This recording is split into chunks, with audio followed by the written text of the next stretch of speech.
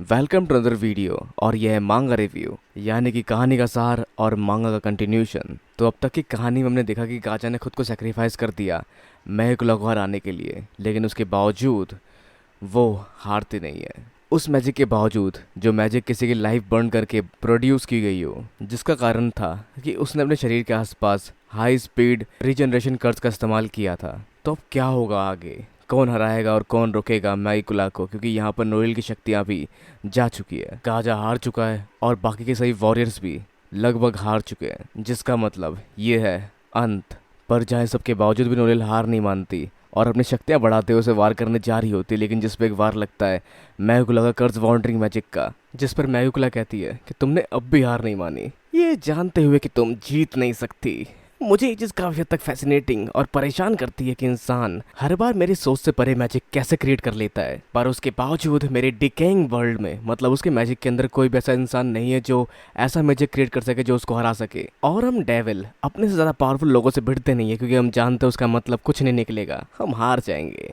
लेकिन तुम इंसान इतनी सी बात क्यों नहीं समझते कि ऐसा कुछ भी करना बेमतलब होगा। अब एसियर सिल्वा को ही देख लो, जो अपने बच्चों के लिए लड़ी, और ये आदमी जहाँ वो गाजा का रेफरेंस कर रही होती है, जो अपनी रानी की वफादारी के लिए लड़ा, लेकिन उनके हाथ कुछ नहीं आया। और अब तुम भी दोबारा लड़ने की कोशिश कर रही हो, क्योंकि तुम्हें बस उम्मीद है, और तुम्हारी इन सब हरकतों से बिल्कुल कोई फर्क नहीं पड़ने वाला। और तुम इंसान कभी हार क्यों नहीं मानते?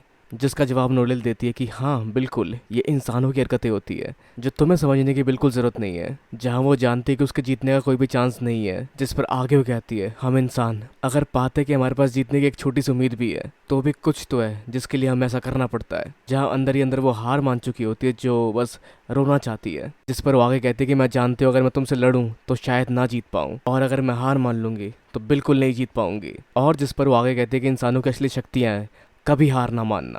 तो ये चीज़ फिर भी चौंकाती है मैकुला को, और काफ़ी हद तक उसे अजीब भी लगता है। पर इस सब के बावजूद उसके पास ज़्यादा समय नहीं है और वो ये सब कुछ जल्दी ख़त्म करना चाहती है। और सामने आता है कर्ज वार्डिंग मैजिक एक्सप्लोडिंग लाइफ, जिसके इस्तेमाल से वो एक्सप्लोड करने वाली लोरेपेचिका को, और उसके वजह से यहाँ मौजूद सभी लोग जो इस कैसल में मौजूद है वो भी फट जाएंगे, और जिसकी मौत के बाद वो फुली मैनिफेस्ट हो पाएगी। जहाँ असहाय होकर नोएल सिर्फ चिल्लाती है लोरेपेचिका, लेकिन तभी वहाँ आता है आस्था अपनी तलवार पड़ोते हुए और अपने ग्रीमोर से दूसरी तलवार फेंकता है वो लोरेपेचिका की ओर, जो डीमन डिस्ट्रॉयड स्वॉर्ड होती है, और जिससे उसका वो स्पेल कट जाता है, जिसके वजह से वो फटती नहीं है और यहाँ मौजूद बाकी लोग भी बच जाते हैं। जहाँ आगे वो लोरेपेचिका को लेकर आगे बढ़ रहा होता है और बोलता नोएल से कि मैं खुश हूँ कि तुम बिल्कुल सही सलामत हो। पर जिस पे नोएल काफ़ी तक इमोशनल हो जाती है और कहती है मैं सेफ बिल्कुल नहीं थी, और वो अप्रिशिएट करती है उस बातों को जो आस्था ने उसको सिखाया, जो है कभी ना हार मानना।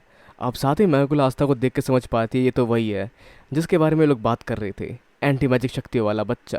तो आस्था अब साथ देता है इन लोगों का, लेकिन इस जगह की हालत बिल्कुल भी ठीक नहीं है। अब भले ही जहाँ आस्था ने एक्सप्लोड होने वाले स्पेल को काट दिया हो, लेकिन कई सारे और स्पेल भी लोरेपेचिका की ओर जिसको उसे अभी काटना है। जहाँ में से ली भी समझ पाता है मैकुला को देखकर कि अब तक अंडरवर्ल्ड का पहला ही गेट खुला है, तो यहाँ एक सुप्रीम डीमन क्या कर रहा है। तो भले ये लोग यहाँ पहुँच गए हो, पर इसको हराने के लिए डेविल यूनियन मोड का इस्तेमाल करना ही पड़ेगा। तो आगे मैकुला काफ़ी तक समझ पाते हैं आस्था की शक्तियों के बारे में, जो एंटी मैजिक शक्ति है, जिससे जुड़े हुए कई सारे राज, और वो क्या है उसके बारे में उसे जानना ही पड़ेगा। पर खेलने का समय भी ख़त्म हो चुका है, और अब वो मारेगी पहले वेनिका और लोरेपेचिका को, ताकि उसका शरीर उसे पूरा पूरा मिल सके। पर वैसा करने के लिए जो कर्ज उसे चाहिए था वो गायब हो चुका है। कैसे? और जिसके साथ हम अगले पल देख पाते हैं कैप्टन शार्लेट को, जो अपने पैरों पर खड़ी होती है, और साथ ही रिकवरी नहीं हुई, उसकी शक्तियाँ बढ़ रही है, लेकिन कैसे? जो काम है रिल का, क्योंकि उसने आज से पहले ऐसा स्पेल कास्ट नहीं किया, तो उसे ऐसा करने में थोड़ा समय लगा। तो बेसिकली उसकी मैजिक पावर है ट्वाइलाइट ऑफ वालहला, जिसके एक्टिव होने पर उसके अंदर के सारे उसके दोस्तों की शक्तियाँ बढ़ती रहती है, और भले ही उन्हें कितनी भी चोटें क्यों ना लगी हो वो नहीं मरते। तो भले ही ऐसा कुछ 1 मिनट के लिए क्यों ना हुआ हो, वो सभी इनविंसिबल बन चुके हैं। और खैर इस मैजिक स्पेल खत्म होने के बाद हमें हमारी चोटें वापस मिल जाएगी, लेकिन फिलहाल के लिए हम काफ़ी तक ठीक है अपने इस फॉर्म में। और हमेशा की तरह आस्था उसके इस मैजिक स्पेल की तारीफ करता है, जिस पर रिल कहता है कि हमें शुक्रिया था तुम्हारा करना चाहिए, अगर तुम सही समय में आकर उस एक्सप्लोजन को नहीं रोकते तो शायद मैं उससे पहले इसको एक्टिव नहीं कर पाता। जिसके लिए शुक्रिया अदा करता आस्था का, जहाँ वो अपना अल्टीमेट पिक्चर ड्रॉ करेगा। तो अकेले ये लोग कुछ नहीं है, जब ये लोग साथ मिलते हैं तो उनकी शक्तियाँ कई ज़्यादा बढ़ जाती है, जो एक्नॉलेज करती है मैकुला और कहती है, और यही चीज़ें मुझे काफ़ी ज़्यादा हैरान करती है इंसान। और साथ ही सामने आता है मैकुला की शक्तियाँ, जिसने इस्तेमाल की एसियर और वेनिका की शक्तियाँ, जिन दोनों के सोल उसके पास कैद है, और बनाया उससे ब्लड और स्टील के साथ सोल्जर्स, और ऐसे 100 सैनिक वहाँ मौजूद है। जिसका सामना रेल और शार्लेट कर रहे होते हैं। पर साथ ही आस्था में ट्रेनिंग की वजह से काफ़ी थका हुआ है और उसकी बॉडी अभी जवाब दे चुकी है, तो उसे कुछ समय रेस्ट करना पड़ेगा उसके लिए। तो खैर वो उन्हें ज्वाइन नहीं कर सकता, पर वालहल्ला के वजह से जिन लोगों के पास माना है वो लड़ना शुरू करते हैं मैकुला से। और काफ़ी हद तक नोएल को शक्ति इस चीज़ से मिलती है कि आस्था वहाँ खड़ा है, जिसके साथ वो ये भी मानती है आस्था के बारे में कि हर बार वो उसको नेगलेक्ट करते हुए आई है, लेकिन अभी वो एक्सेप्ट करती है कि वो पसंद करती है आस्था को। पर जंग के समय सब ज़्यादा ना सोचते हुए वो शुरू करती है अपने वल्कारी आर्मन मोड को, और साथ ही उसके तैयार है वो हराने के लिए मैकुला को, जिसके साथ सामने आता है उसका फाइनल सेंट स्टेज। और हमेशा की तरह कमाल चीजें देखते हुए आस्था भी तारीफ करना शुरू करता है उस कमाल चीज की। पर साथ ही इनके सेंट स्टेज में इतनी पावर नहीं बची कि साथ ही साथ हरा सके उसकी सारी फौज के लोगों को भी और फिर मैकुला को भी हरा सके। पर जिस पर हेल्प बन के सामने आता है रिल, जो इस्तेमाल करता है पिक्चर मैजिक लॉर्ड ऑफ वालहल्ला, जो कमाल का मैजिक लगता है, जिसको देखने में ज़्यादा मजा आएगा एनिमेशन फॉर्मेट में, लेकिन ये अपने आप में काफ़ी जाइगेंटिक और तगड़ा स्पेल होता है,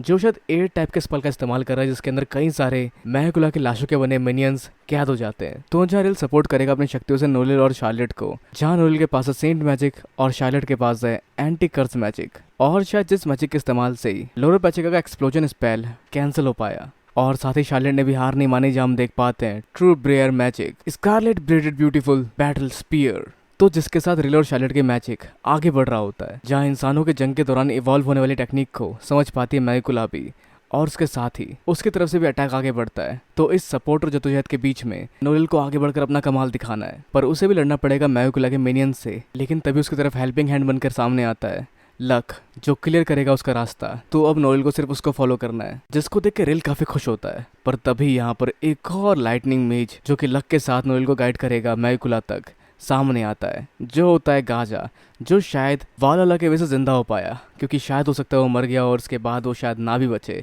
पर ओवरऑल उसकी शक्ति काफ़ी हद तक फुल हो चुकी है वालहल्ला टेक्निक की वजह से, जिसके वजह से वो अपने माना का और यूज़ कर पाता है। तो हम देख पाते हैं 2 कमाल के लाइटनिंग मेज को, जो रास्ता क्लियर कर रहे हैं नोएल के लिए, ताकि वो बढ़ सके मैकुला की ओर, जो अपने आप को बचाने की कोशिश करती है कर्ज वार्डरिंग मैजिक से। लेकिन उसकी तरफ बढ़ चुके हैं नोएल, जिसके साथ वो काफ़ी हद तक तबाह होती जा रही है। तो क्या हुआ? क्या मैकुला हार गई? जैसा लगता है, क्योंकि वो कहते कि मेरा शरीर अभी कंप्लीट नहीं हुआ, पर उसके बावजूद तुमने काफी अच्छी टक्कर दी मुझे। पर फिर भी जैसा मैंने सोचा था, तुम सिर्फ इतना ही कर सकते हो, जैसा मैकुला कहती है इन्हें। जिसके बाद कुछ और वार शायद नोएल को लगने वाले होते हैं, लेकिन जिसको रोकता है नोजल सिल्वा और कहता है तुम दोबारा सामने आ गई मेरे परिवार के, और तुम्हें अंदाजा भी नहीं मैंने कितना इंतजार किया इस पल का। तो क्या होगा आगे? क्या नोजल यहाँ आके पूरी तरह से तबाह कर पाएगा मैकुला के शरीर को, या बीच में आना पड़ेगा आस्था को? और क्या हो सकता है आगे का आउटकम? जानने के लिए वेट करना पड़ेगा इसका नेक्स्ट पार्ट का। और इस वीडियो को लाइक, शेयर और सब्सक्राइब करना भी बिल्कुल भी ना भूले। तब तक के लिए मिलते हैं आप लोगों से अगली वीडियो में। Sayonara and have a nice day.